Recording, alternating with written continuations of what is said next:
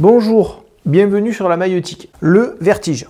Nous allons parler aujourd'hui du vertige et de la peur des hauteurs. Pourquoi avons-nous cette peur du vide? Pourquoi ressentons-nous ce vertige quand nous sommes en hauteur? Et pourquoi cette sensation disparaît lorsque nous prenons l'avion ou faisons un tour en montgolfière?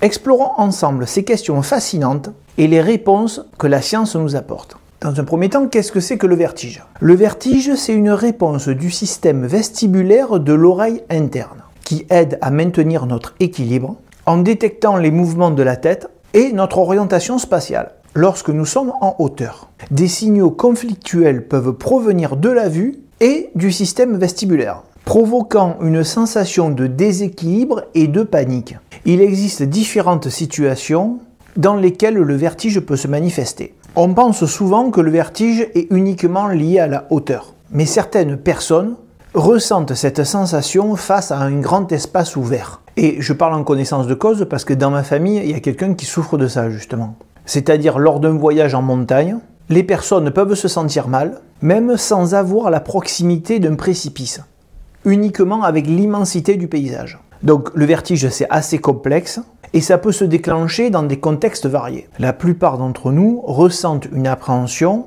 en montant sur une échelle ou une poutre à quelques mètres du sol. Certains seront pétrifiés et d'autres auront le courage de traverser la poutre. Mais la majorité d'entre nous ressentira une certaine appréhension. La peur des hauteurs est un mécanisme de survie bien documenté. Elle est déclenchée par la perception du risque de chute. C'est une adaptation évolutive pour éviter les situations dangereuses. Donc vous l'avez compris, les individus qui évitaient les hauteurs dangereuses avaient plus de chances de survie et de transmettre leurs gènes. Au cours de l'évolution de notre espèce, les individus qui ne ressentaient pas de peur face aux hauteurs prenaient plus de risques et étaient plus susceptibles de subir des accidents mortels. Cet instinct de vertige a probablement existé bien avant l'apparition d'Homo sapiens, peut-être même lorsque nos ancêtres marchaient encore à quatre pattes. En fait, si on veut décrire la façon simple dont cela s'est passé, prenons à l'origine une population d'animaux qui ne ressentaient pas le vertige. On trouve au cours de l'évolution une ou plusieurs mutations génétiques qui ont entraîné une sensation de malaise lorsque ces individus étaient en hauteur. Cette sensation leur a donné un avantage en termes de survie et de reproduction par rapport à ceux qui n'avaient pas peur du vide. Alors, cependant, comme pour tous nos instincts, le vertige doit être bien dosé. Si l'instinct est trop intense, l'individu peut être paralysé par la peur, ce qui est également dangereux. Il ne pourra pas grimper dans un arbre pour aller se protéger d'un prédateur ou aller chercher de la nourriture. Ce sont donc ceux qui ont un juste équilibre entre prudence et action qui ont eu le plus de chances de survie et de se reproduire. Si vous me suivez, vous commencez à être familiarisé avec les mécanismes de nos instincts.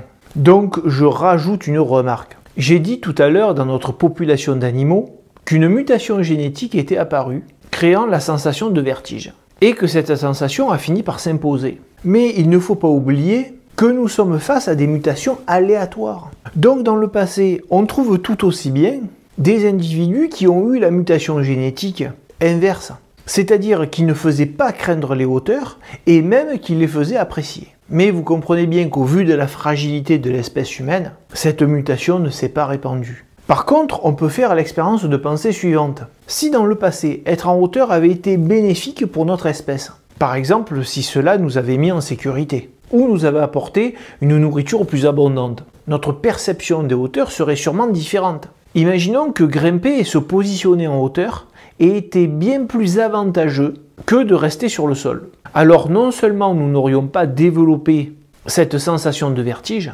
mais au contraire nous aurions ressenti une sensation désagréable en étant au sol. Si être au sol avait été dangereux, nous aurions perçu un signal d'alerte nous incitant à grimper et à nous positionner en hauteur. On peut d'ailleurs imaginer que les oiseaux qui sont en vol ressentent une sensation de sécurité, bien plus grande qu'en sautillant au sol dans la forêt. Il n'y a pas d'études que j'ai trouvées sur le niveau de cortisol, donc pour mesurer le stress des oiseaux lorsqu'ils sont au sol ou en vol, mais c'est quelque chose qui pourrait être observé. Alors, une petite réflexion sur pourquoi le vertige disparaît lorsqu'on est en vol. Donc, je ne sais pas si vous le savez, mais c'est un point intéressant. Le vertige disparaît lorsque nous ne sommes plus en contact direct avec le sol. Par exemple, lors d'un baptême en hélicoptère ou en montgolfière, les personnes qui ont habituellement le vertige n'en ressentent plus les effets en vol. Cela s'explique par le fait que lorsque nous ne sommes plus reliés au sol, notre cerveau ne perçoit plus le danger de la même manière. Alors justement, une petite anecdote dessus. Si vous allez prendre l'hélicoptère et que vous dites aux opérateurs je ne sais pas s'il va pouvoir monter parce qu'il a le vertige, vous verrez que la réponse qui vous sera donnée, c'est que lorsqu'il n'y a plus de contact avec le sol, lorsqu'on ne voit plus le contact avec le sol, la sensation de vertige disparaît. D'ailleurs, une observation qui est très intéressante en montgolfière, c'est que tant que vous avez les opérateurs qui tiennent la corde qui nous relie au sol, donc on est dans la montgolfière en hauteur et on voit la corde qui nous relie avec le sol, donc à ce moment-là on ressent vraiment cette sensation de vertige. Et le moment lorsque la corde est lâchée, on ne ressent plus cette sensation de vertige. Par contre, lorsque vous êtes en haut d'un immeuble, que vous vous penchez et que vous voyez la façade de l'immeuble qui arrive jusqu'au sol, cette sensation de vertige est très forte. À première vue, ça semble bizarre. En tout cas, une explication que l'on peut donner et qui est intéressante, même si elle n'est peut-être pas à 100% vraie, c'est une réflexion proposée, c'est que nos ancêtres n'ont jamais été confrontés au vol, ou du moins il n'y en a aucun qui a survécu, donc ils n'ont pas pu développer cette sensation de vertige en vol. Leurs instincts de survie se sont adaptés aux dangers terrestres qu'ils connaissaient, comme ceux en hauteur, donc face à un précipice, là où il y a vraiment un danger donc de chuter, de tomber, mais pas au danger en altitude sans connexion directe avec le sol. Alors ce que l'on peut remarquer, c'est que cette différence de sensation que l'on a avec le vertige, on peut la voir sur des photos ou un film que vous regardez à la télévision. Vous voyez, pour faire mon fond d'écran de présentation, j'ai utilisé ChatGPT. J'ai demandé à ChatGPT de me présenter une illustration vertigineuse. Donc je vous fais défiler.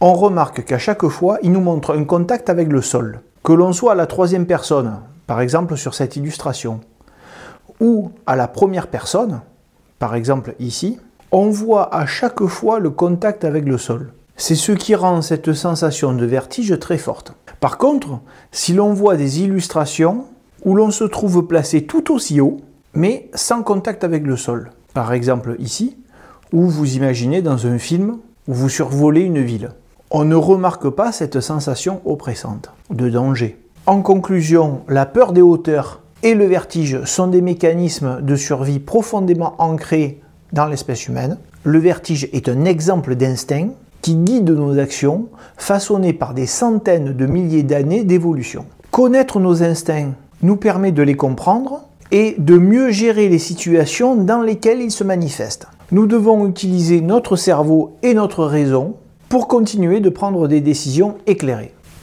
Merci et au revoir.